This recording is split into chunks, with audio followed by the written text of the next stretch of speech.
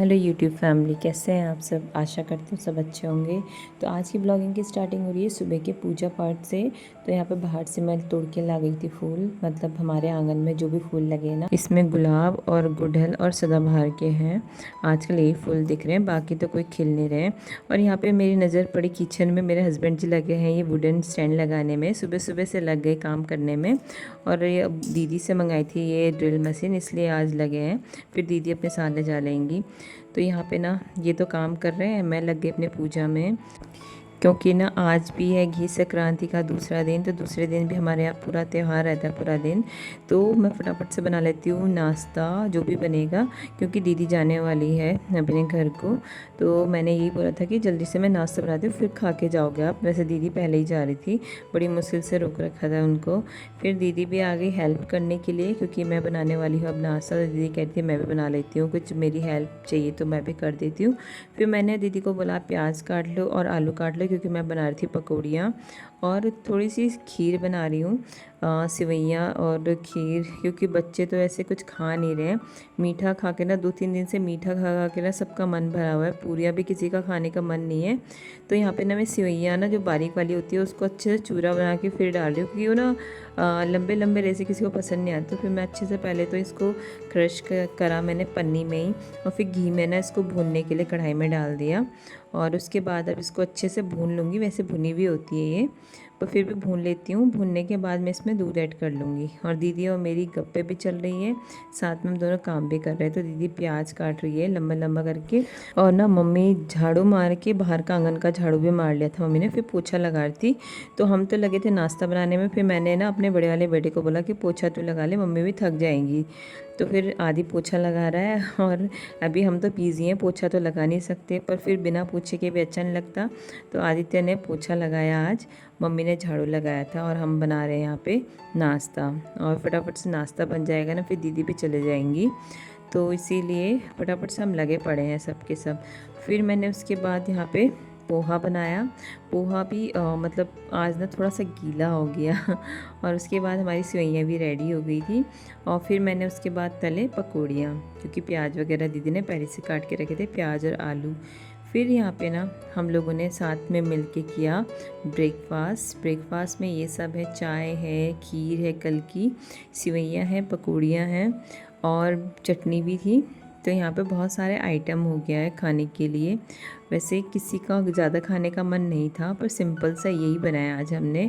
और दीदी से पूछा भी और क्या खाओगे, तो दीदी इतना ही बोल रही थी। फिर मेरे हस्बैंड जी ने बाहर देखिए क्या किया, एक स्टैंड पड़ा होता छत में, तो इसमें ना गमले रख दिए, इसके ऊपर एक लकड़ी रख के और उसके ऊपर गमले रख दिए। फिर लेने गए थे ये पतला वाला स्टैंड छोटा सा, ये भी 2-3 गमलों के लिए आ जाएगा। फिर ना इसको यहाँ साइड में रख दिया इन्होंने। और अभी इसमें पेंट करना बाकी है, पर अब आज इनके पास टाइम नहीं है, तो आज हम इसमें पेंट नहीं करेंगे, अब कभी करेंगे। तब तक इन्होंने ना गमले सजा के रख दिए थे यहाँ पे। और दीदी तो सुबह ही चले गई थी। और यहाँ पे ना हो गई बारिश स्टार्ट, मतलब दिन के टाइम में। और किसी का कुछ खाने का मन नहीं था, दाल चावल किसी का मन नहीं था खाने का। तो सभी यही कहते कि मम्मी मैगी बनाओ, मेरे हस्बैंड बोल रहे थे मैगी बनाओ, कि बाहर हो रही थी बारिश और सभी का मैगी खाने का मन था। तो फिर मैंने फटाफट से बनाई मैगी, और मम्मी ने बनाए घी और केले का, ये पता नहीं क्या होता है मुझे नहीं पता। और बारिश के मौसम में ना मैगी मिल जाए तो वाह क्या मज़ा आ जाता है। अभी हमारा मन भले ही खाने का ना हो, पर मैगी देख के ना खाने का मन कर ही जाता है। तो मैंने तो ज़्यादा खाया नहीं, क्योंकि मैं हेल्दी चीज़ें ही ज़्यादा खा रही हूँ। मैगी से ना मेरे को मतलब ये होती है गैस की प्रॉब्लम है, तो मैगी मेरे को सूट नहीं करती है। तो मैंने ज़्यादा मैगी नहीं खाई। और बाहर देखिए दोस्तों कितना अच्छा लग रहा है मुझे ना, रेनी सीज़न मतलब इस टाइप का बड़ा अच्छा लगता है। पर पानी पानी जब जहाँ दिखता है ना कीचड़ में, वो अच्छा नहीं लगता। पर पेड़ों से पौधों से जब पत्तियों में से पानी टपकता है ना, ये चीज़ मुझे बहुत अच्छी लगती है, इसलिए मैं बाहर आ गई थी वीडियो बनाने के लिए। और यहाँ पे मेरे हस्बैंड जी ने ज़बरदस्ती केला खिला रहे हैं रचित को, तो इसको गुस्सा आ रहा है और ये नहीं खा रहा था। मैगी तो बड़े मज़े से खाता है, पर ऐसी चीज़ें नहीं खाता है, हेल्दी चीज़ें। तो मेरे हस्बैंड जी ज़बरदस्ती खिला रहे थे उसको। फिर थोड़ा सा रोने के बाद उसने मैगी खा ली थी। और फिर ना मेरा बड़ा वाला बेटा ये स्टैंड लेके आया, जहाँ से हमने स्टैंड बनवाने को दिया था। तो भैया लेके नहीं आए, तो आदि को हमने भेजा था कि उनको बोलो कि लेके आए करके, पर वो बोलते हैं अभी टाइम नहीं है। फिर आदित्य ना हाथ से उठा के लेके आए इतना भारी स्टैंड को। फिर मेरे हस्बैंड जी लग गए यहाँ पे क्लीनिंग करने में। मतलब बाहर इतना गंदा हो रहा था ना, हमारी दीवार जो बाउंड्री वाली दीवार होती है ना पूरी ख़राब हो रखी है, क्योंकि गमले सब दीवार से लगे हुए थे तो पानी की वजह से हुए, जिससे हुए बहुत ख़राब हो रखी थी। इसलिए आज स्टैंड मंगवाए मेरे हस्बैंड ने, अभी 1-2 और मंगाने, वो नेक्स्ट मंथ मंगाएंगे। तो यहाँ पे स्टैंड लगाने से पहले ना क्लीनिंग की थी यहाँ पे सब जगह, क्योंकि मिट्टी मिट्टी हो गई थी। फिर उसके बाद यहाँ पे गमले रख दिए। तो आदित्य का ना हाथ पे दर्द होने लग गया, क्योंकि वो इतना भारी स्टैंड लेके आया, मेरे से तो बिल्कुल हिला ही नहीं वो स्टैंड।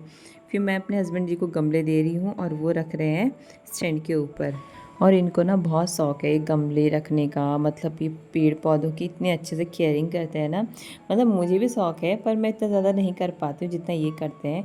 यहाँ इस गमले से ना पूरा पानी चू रहा था, जब ये नीचे रखा होता है ना तो पूरा पानी पानी था। जब इसको स्टैंड के ऊपर रखा तो पानी नीचे से लीक होने लग गया।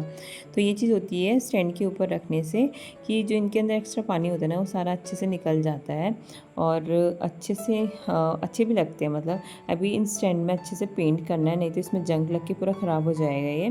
पर अभी किसी के पास टाइम नहीं है, ना मेरे पास है, ना मेरे हस्बैंड जी के पास है, और ना मम्मी के पास है, और ना बच्चों के पास है। तो ये स्टैंड अभी ऐसे ही रहेगा। कुछ दिन बाद हम इसमें पेंट करेंगे, मतलब मैं ही करूँगी, थोड़ी बरसात सही हो जाएगी इसके बाद। फिर यहाँ पे मम्मी, मैं, मेरे हस्बैंड, बच्चे सब लगे हुए हैं यहाँ काम करने में। मतलब कोई कुछ कर रहा है, कोई कुछ कर रहा है। तो आज पतिदेव जा भी रहे हैं, तो यहाँ पे ना जितना काम हो सकता है उतना करने की कोशिश कर रहे हैं। मतलब यही सोचते हैं कि कल से कौन करेगा, पर यही होता है कि चले जाते हैं तो फिर काम तो हो ही जाता है।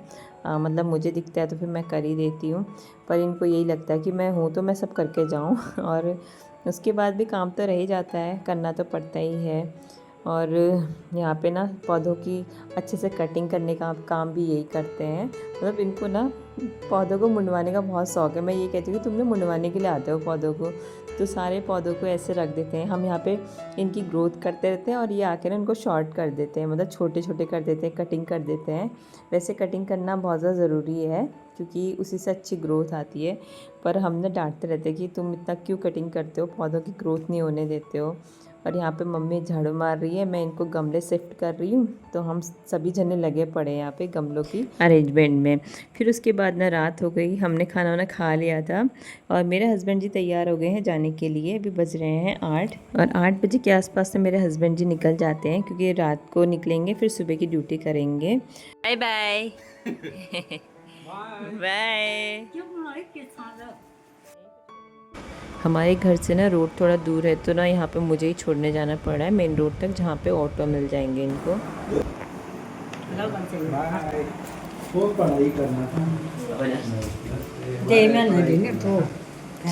बाय बाय बाय बाय कर।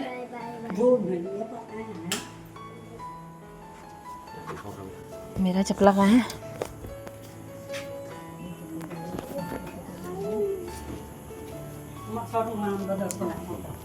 पापा जा रहे हैं। हाय।